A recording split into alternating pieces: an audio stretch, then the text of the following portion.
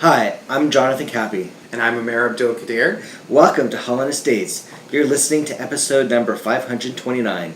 Today we will be discussing vacant possession. So how you doing, Amer? I'm doing well, Cappy, and our discussion today is actually coming out of a great blog post that Paul Trudell of our firm posted earlier this month on our blog, so we will include a link to that in our description just so you can check that out. But it's regarding a recent decision that came out from the Ontario Superior Court of Justice by Justice Spies, and it is regarding the Filippelli estate matter. And I can briefly summarize what was happening here just so everyone has a sense of exactly what the factual matrix was. Yeah, that's a good idea. Let's catch us up on the facts. So basically, this matter came before Justice Spies on August 16, 2017, and the deceased had passed away in October 2016. So it had been almost a year since the deceased had passed away. And the applicants were the two children and the estate trustees of the deceased estate, and the respondent was their brother, Roberto, who had lost his right to be an estate trustee but was a residuary beneficiary of the estate. What happened is, at the time of her death, the deceased owned a property where the respondent, Roberto, had been living prior to the deceased's death. Following the deceased's passing, Roberto continued to live there, refused to move out, and wasn't paying rent for the honor of living at the property. So it became necessary for the applicants to put the matter before the court. Under the deceased's last will and testament, this particular property was to be transferred in equal shares to the applicants, and the residue of the estate was to be divided 90% in their favor, with 10% going to Roberto, the respondent. But by the time this got before the court, there wasn't much cash left in the estate. Really, the only major asset of value was this property, right. And Roberto was refusing to move out. Right, so we basically have a property that's being left to the two other children of the deceased. He's living there, refuses to leave, and is not paying rent either. No. Something that comes up more frequently than you would think. It does. Often when someone passes away and they have a property in their name, that property becomes an asset of the estate.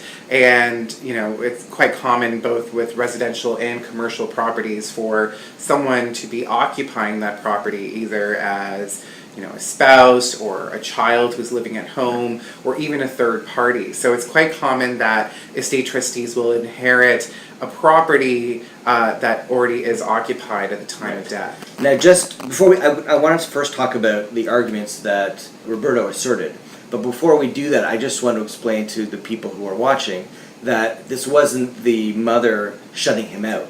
Apparently there was another property that was sold shortly before she died, and it looks like he had access to that entire bank account and emptied it. Right. So it's not like he was getting nothing out of this estate. He had gotten something substantial, it looks like, before she had passed away. And it appears that the deceased made this will specifically in contemplation of the fact that he had received some sort of benefit from that previous sale.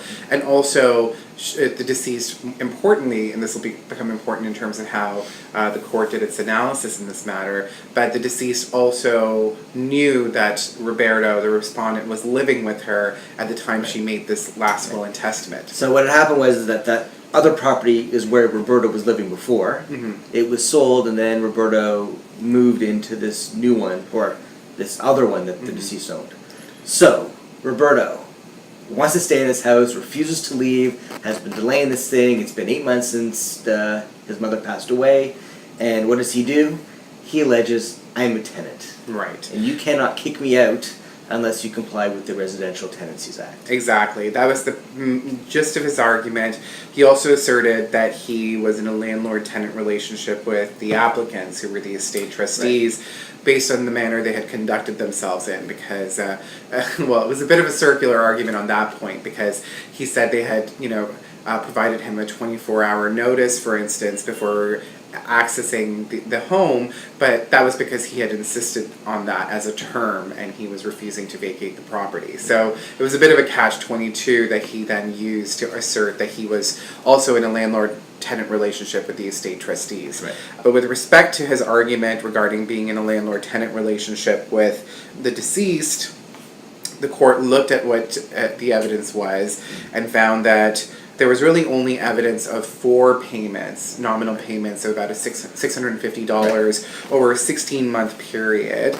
There was no evidence of an oral or written tenancy agreement between the deceased and Roberto, and there was no corroborative evidence to support his assertions regarding the deceased's intentions to have him there as a tenant. So, if we go now right. to the Residential Tenancies Act, that defines what a tenant is. That includes a person who pays rent in return for the right to occupy a rental unit, and includes the tenant's heirs, assigns, or personal representatives, and then it does include certain people. That's not really relevant here. Right. Under the Residential Tenancies Act, you can have an oral agreement. Yes. It doesn't only encompass written landlord-tenant leasing agreements. So, But clearly rent was the big issue. Right. And it looked like he was not paying rent. No. And in fact, because there were only 4 payments, the judge said, well, it looks more like you guys were sharing expenses as opposed to paying rent. Right. And it's your onus, and don't forget the court relied on Section 13 of the Evidence Act, saying you're not getting judgment against this estate or the deceased without corroborating evidence, and there was none, and said, you know what, you don't look like a tenant to me, and I'm not letting you rely upon the Residential Tenancies Act, and we have to be really careful before I make that order, because the floodgates are going to open. Exactly. Justice Spies actually used the word dangerous precedent in paragraph 10 of her judgment, where she says, it would be a dangerous precedent if a child could simply assert a tenancy relationship and completely thwart the testator's intentions, and then force the estate trustees to bring proceedings under the Residential Tenancies Act in order for there to be any sort of delivery of vacant possession. I think in this instance what was also persuasive were the terms of the deceased will, because as we noted earlier, the deceased had made the will after Roberto started living with her at this property.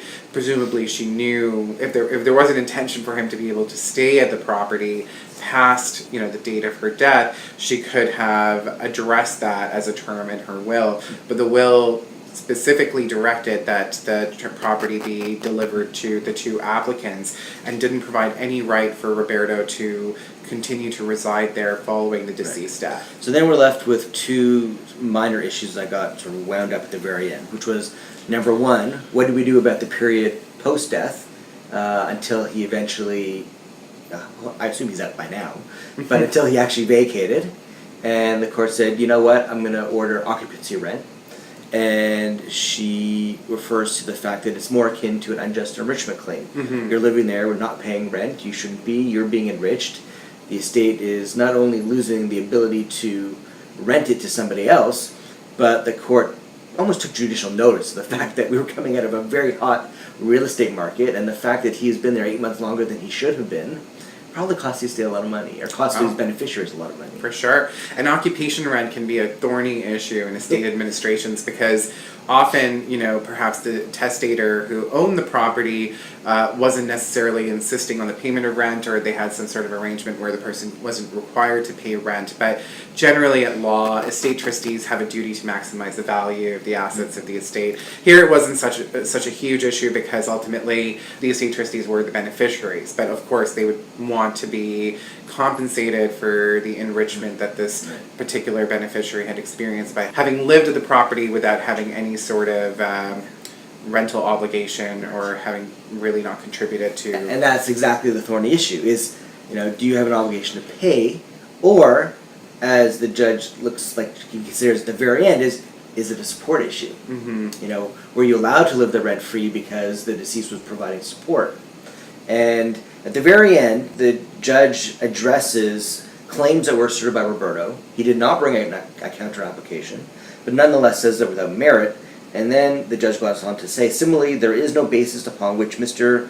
Filippelli could claim that the estate provided him with financial support. Right. Now, I don't know whether or not anyone ever turned the mind to a formal dependent support claim, because living without paying rent in mom's home could be considered support. He was on ODSP, he had no job, he had no money, he admitted to the court that he was impecunious when it came to the issue of costs, So does he qualify as a dependent? I'm not sure. Right, and there might be other potential claims that estate trustees have to generally be mindful for. They don't appear to have been at issue in this particular matter, but there have been other cases where people have asserted equitable claims against the property that's in dispute and have asserted that they have a right to stay there based on those equitable claims. So, for instance, a claim for an equitable trust over property due to their contributions of labor or money or some other contribution that they've made to the property before the deceased passed away. So there can be a range of claims that can be raised that estate trustees should be mindful for. So I think takeaway here for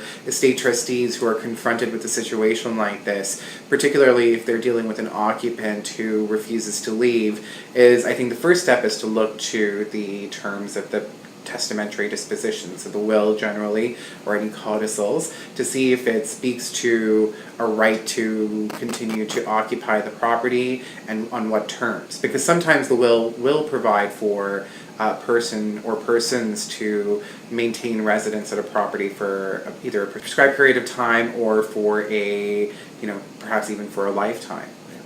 And so, but once you determine that this gift has got to go somewhere else, it's got to be sold to fund residue, or it's a specific bequest to somebody else. There's a lot of issues you need to consider before taking your position and seeking directions from the court. Definitely. But I think that concludes our podcast for today.